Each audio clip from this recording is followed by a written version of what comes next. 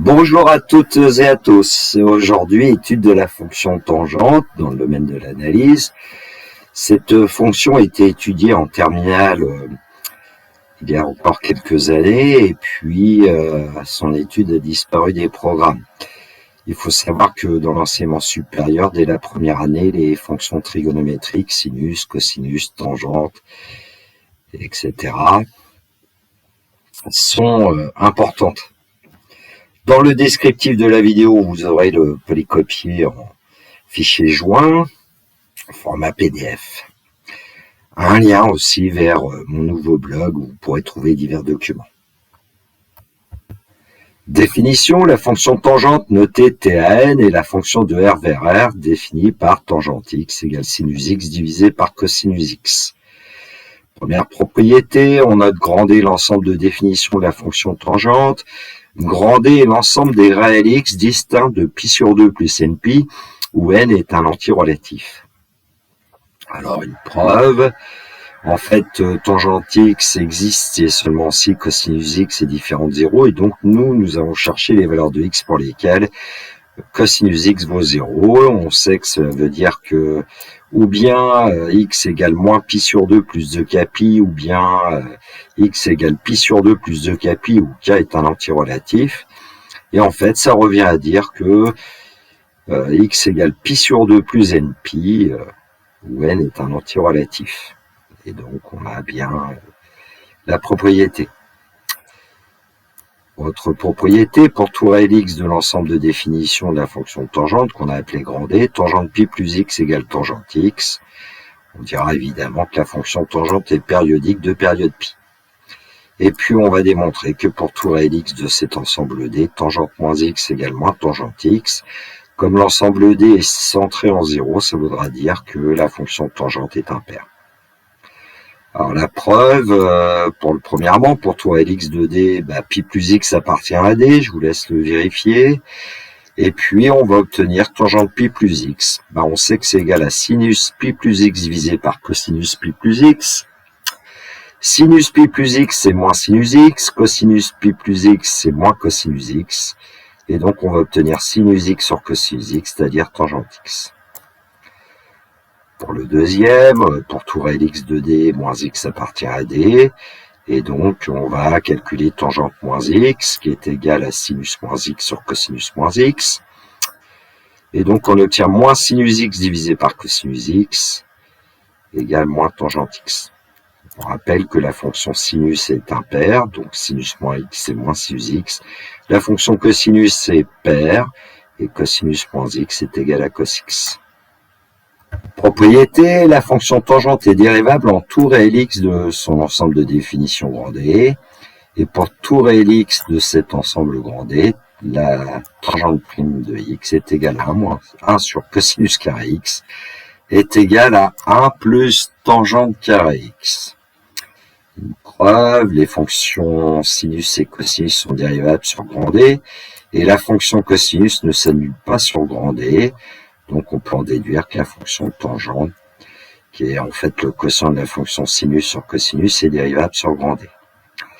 Alors, on va calculer simplement pour tout réel x de l'intervalle 0 pi sur 2. Je vois pas pourquoi.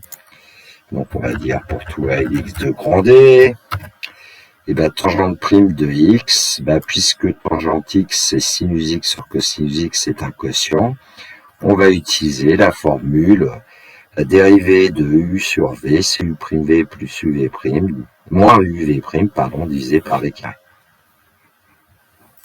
Décidément. Alors, tangente prime de x va être égale à cos x moins sinus x facteur moins sinus x, u'v moins uv', divisé par v au carré, c'est-à-dire cosinus carré x. Alors, quand on regarde le numérateur, on obtient cosinus carré x plus sinus carré x divisé par cosinus carré x. Ou alors, ce qu'on peut voir, c'est que la tangente prime de x, c'est aussi cos carré x sur cos carré x plus sinus carré x sur cosinus carré x, ce qui nous donne 1 plus sinus carré x divisé par cosinus carré x.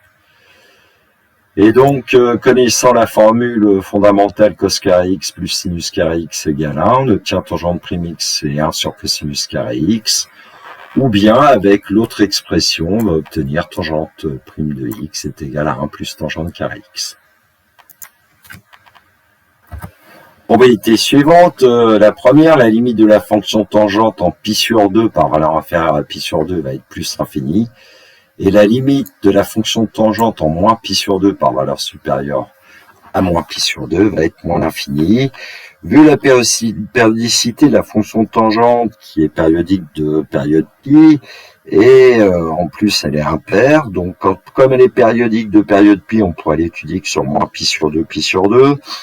Comme elle est impaire, on peut se contenter de l'étudier sur 0 pi sur 2. Bon, en fait, ici, j'ai quand même voulu vous mettre les deux limites principales, oserais-je dire. Donc, la limite de tangente en pi sur 2 par valeur inférieure à pi sur 2, ben, on sait que sinus x tend vers 1, on sait que sinus x va tendre vers 0 plus, essayez d'avoir toujours un cercle trigo éventuellement en tête ou de le retracer. Et donc, la limite du quotient, ça va être de sinus x sur cosinus x en pi sur 2 moins, ça va être plus infini. Et donc, on peut dire que la fonction tangente a pour limite plus infini en pi sur 2 moins. Alors, pour la deuxième, c'était pour le plaisir de faire un petit changement de variable. On va considérer y égale moins x. Et quand x tend vers moins pi sur 2 par valeur supérieure, y tend vers pi sur 2 par valeur inférieure. Ce qui fait que la limite quand x tend vers moins pi sur 2 par valeur supérieure tangente x, c'est la limite quand y tend vers pi sur 2 par valeur inférieure de tangente moins y. Et comme tangente moins y, c'est moins tangente y, on obtient la limite quand y tend vers pi sur 2 par valeur inférieure de moins tangente y, qui vaut moins l'infini, puisque la limite de tangente y quand y tend vers pi sur 2 par valeur inférieure, c'était plus infini. On l'a vu précédemment. Alors une remarque, la droite d'équation x égale pi sur 2 est donc une asymptote verticale à la courbe représentative de la fonction tangente que j'ai appelée cétane. De même, la droite d'équation x égale moins pi sur 2 est une asymptote verticale à la courbe représentative de la fonction tangente avec les deux limites précédentes. Alors, on peut se contenter du tableau de variation de la fonction tangente sur moins pi sur 2, ouvert en moins pi sur 2, ouvert en pi sur 2, puisque la fonction tangente n'est pas définie en pi sur 2 ni en moins pi sur 2, évidemment. Donc, voici le tableau de variation. La dérivée de tangente 1 sur cosinus carré x est strictement positive sur cet intervalle et donc tangente est strictement croissante sur cet intervalle. J'ai quand même fait apparaître la valeur en 0, tangente 0, c'est sinus 0 sur cos 0, 0 divisé par 1, ça donne 0. Courbe représentative de la fonction tangente, maintenant que j'ai obtenu à l'aide du logiciel GeoGebra en indiquant un certain nombre d'asymptotes. Donc, avec le tableau de variation que nous venons de voir, on a la courbe de la fonction tangente sur moins pi sur 2, et puis on utilise la périodicité. Il suffit de translater la courbe qu'on vient d'obtenir de pi vecteur i, si vecteur i dirige l'axe des abscisses. Et puis aussi, on peut effectuer une translation de vecteur moins pi fois le vecteur i pour obtenir la courbe qui est située à votre gauche. Et on a des asymptotes verticales. Alors, par exemple, on a x plus pi sur 2, en ajoutant pi, on obtient x égale 3 pi sur 2.